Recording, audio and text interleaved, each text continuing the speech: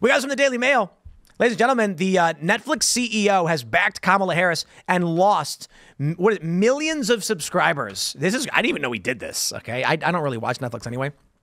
They say Reed Hastings, the co-founder, said he was backing, not the CEO, is he the CEO? He's a co-founder, said he was backing Kamala Harris. Hastings, still serving as their chairman and the face of the company, said he donated $7 million to the Democratic candidate's campaign as well. The race of cancellations, known as churn, nearly tripled in the U.S. after Hastings' endorsement on July 22nd. Netflix, the market leader by some margin, with 280 customers globally and 84 million in America, 280 million globally, they mean, typically enjoys the lowest churn rate in the industry. The cancellations coincided with Donald Trump supporters calling for conservatives to axe their subscription in response to Hastings backing Harris. Well, you know what they say, Alex? They say, get woke, go broke. Well, I think they're going to be fine. Cuties 2 is coming out soon, so their customer base will love that. So I think they'll be fine with subscriptions. I heard. Go ahead. I was just say, do you think the Hulu CEO right now is like, I'm going to stay really, really quiet, and Hulu's we're not going to say anything? Hulu or whatever the other one. Yeah, is Hulu owned by Disney? But pretty sure Hulu's Disney. There's some dynamic between the two of them. No, I mean it is interesting that they are targeting the churn rate to this one. Actually, Netflix has a ton of stuff that make people unhappy. They have all these TV shows that people say are extremely woke, but they're marketed towards children. It makes me wonder if they're. It's not that I mean if it's anti-Kamala Harris energy, that's hilarious. But it also makes me wonder if there are other factors at play that they're not kind of calculating.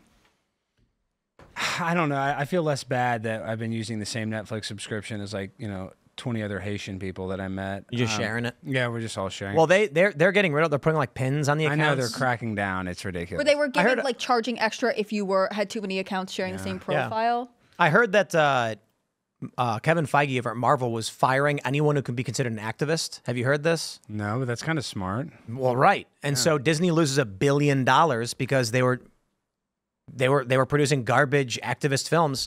You see the Marvels?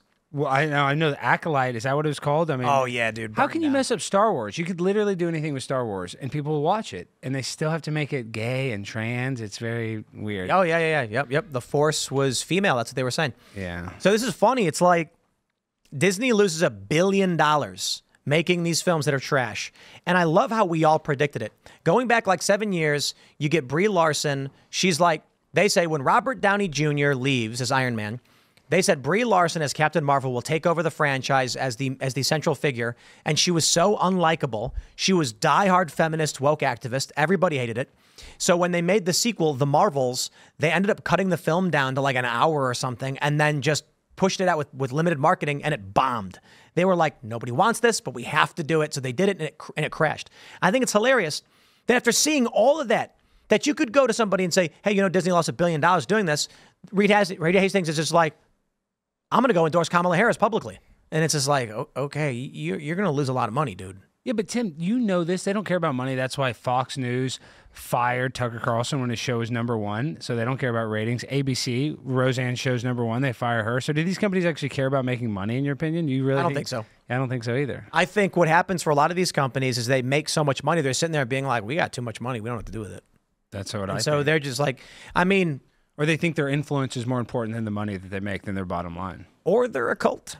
Cult is a good answer for that, yeah. Yeah, and so the mission is the point, and the currency doesn't matter. But you know what it is, too? It's interesting. What does money do for you, Alex? Let me ask you. Well, I'll sometimes get an appetizer as well as a dessert when I go out. If I Boom, you get 2, right? Yeah. Money, but what does money do for Netflix and Disney? Nothing. Well, it allows them to hire people to run servers and to make movies and things like that, right? But at a certain point, when your profits are so massive, you're like, if we added 3%, I guess, right? Maybe the stock will improve or something. But for the most part, it's just we can make any movie we want right now, right? So what does it really matter? When you get to that point, then you control everybody. You can fire anybody. You can tell people how to think. And so the institutions have become so entrenched that money doesn't matter. They're thinking, I don't need money to control a person, right? I go to somebody and say, I need you to do a job. I'll pay $1,000. They know I want more. I say, okay, 2,000. Now I've gotten you to do what I want you to do. And then there's nefarious ways to use money to influence people, like, extortion or whatever. That's all illegal. And so you're at a certain point where you're like, I don't need to extort somebody. I can just call them a racist. So everyone's already on edge as if they're going to be extorted. Netflix doesn't need money. They just say to you, you're going to do this job, otherwise you'll never work anywhere else again because we are all aligned in the cult. So you don't even need money at that point when you've got ideology behind you. But now they're losing money. It's taken away their power. You got Daily Wire's massive success with Am I Racist? We just put out a song, Coming Home. Go to getcominghome.com, buy the song on iTunes. These cultural endeavors that we are seeing are pushing back. And so, again, like I was saying, reportedly, Kevin Feige went through all the producers he had that work on these films and said, and just tried to find anybody who was an activist and just fired him. It's a rumor. I don't know if it's true, but it would make sense because Marvel was like, they were doing billion-dollar films. Every film was $1 billion. And then when they started getting to this weird era with like the Marvels, it started going down. You know what I mean? Yeah, it doesn't make sense how you can have that franchise and lose money considering, you remember how excited people were for like Ant-Man and all these new movies, and then now nobody gives a, I mean, I haven't. Yeah, it's over. I mean, yeah. Like Star Wars, nobody gives a F anymore. Yeah, it's like nobody cares. Because they're just not good. And like people would like, with the end credit scene, you know how it'd have some cool end credit scene? Yeah, yeah, I that used to love movie's that. coming out in a year and people would talk about it. Dude, all that hype's gone. The Eternals was awful. And they had an end credit scene with like Harry Styles. What? And it was completely meaningless. It was like it didn't do anything. It just become all generic styrofoam garbage. That's all it is. Netflix doesn't even have anything. Was there anything on Netflix to watch? The Vince McMahon documentary. Is Zachary Levi going to lose his job? So that's crazy too. Yo, that guy is amazing. I met him the other day at the event. Zachary Levi, he played Shazam. So he did. They say he's a Hollywood A-lister, and he came out and endorsed Donald Trump. I don't know if I'm speaking out of turn by saying it, but I asked him if like, are there going to be repercussions, dude? You endorse, and he said, "Oh yeah." And he's like, "I'm." He said it's all like that. Like, oh yeah, sure. He's like, "I'm still working. I've got films and projects that I'm working on." And he said something that was really interesting. He says, looking at everything that's going on, it's what do I really care about? And I care about this. But he's an RFK Jr. Democrat. That's his thing. So his support of Trump is just. He's like, I want to get RFK Jr. in there, and Trump's going to give RFK Jr. a lot of power in his administration. I mean, that picture of RFK Jr. and Trump shaking hands. Oh, with the blowing up in the background? Man, that's historic. That is unity. I am so inspired. So, I hope he does well. I hope he doesn't see any negative ramifications from this, but he's a nice guy. He's a good dude. Well, there's all these Hollywood people that used to always talk about like Aleister Crowley and like how they, do all this occult stuff. Is this the new counterculture, being a conservative in Hollywood? Because secretly there are conservatives in Hollywood. Supposedly they have like meetings. Yeah, but and stuff. I mean, Zachary's not even conservative. They're all in the movie Reagan, Yeah, But this is the crazy thing. Like we go to this event yesterday, Rescue the Republic. Like Brandon Strock's there, and he's a guy who used to be liberal. Now he's a conservative. As conservative as you can be as a gay man. I mean, that is a factor for a lot of conservatives. For sure. But I'm seeing a bunch of liberals there.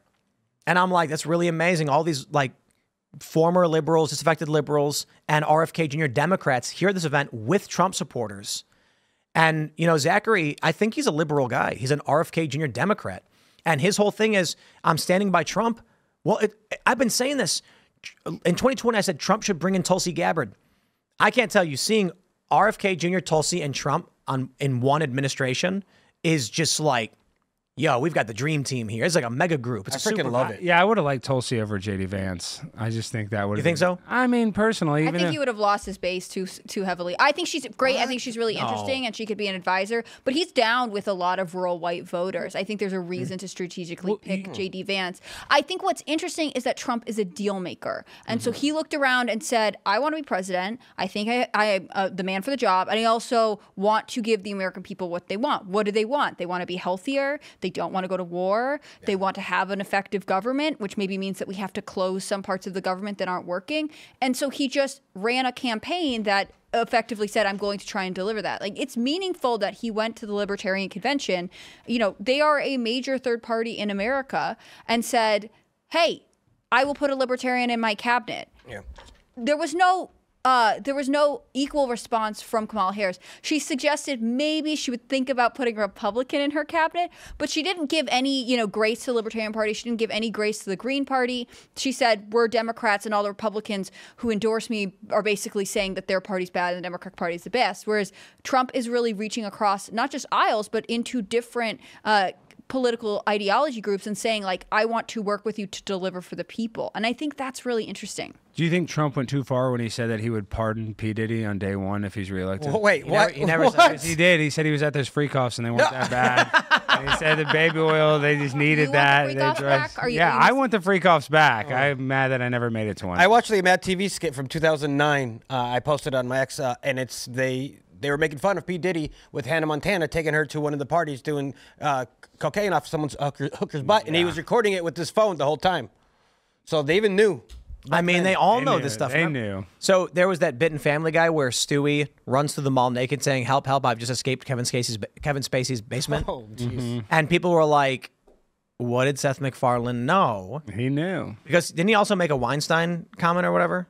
Yes, I believe so. I believe it sounds familiar. I think a lot of folks did. Yeah, I think Harvey Weinstein, they knew. Weinstein? That he, or whatever, Weinstein. Weinstein. I mean, I don't know. I think they I knew didn't he had know. a casting couch. I think that was. You're like- Jewish. They Yeah. say Gwyneth Paltrow slept with him and she won the Oscar for. What was that movie? Shakespeare in Love, I believe. So I don't know. He was a creep, and it's like it's an open secret, I guess you call it. Thanks for checking out this clip from Timcast IRL. Make sure to watch the show live Monday through Friday at 8 p.m. Subscribe to this channel, and we will see you all there.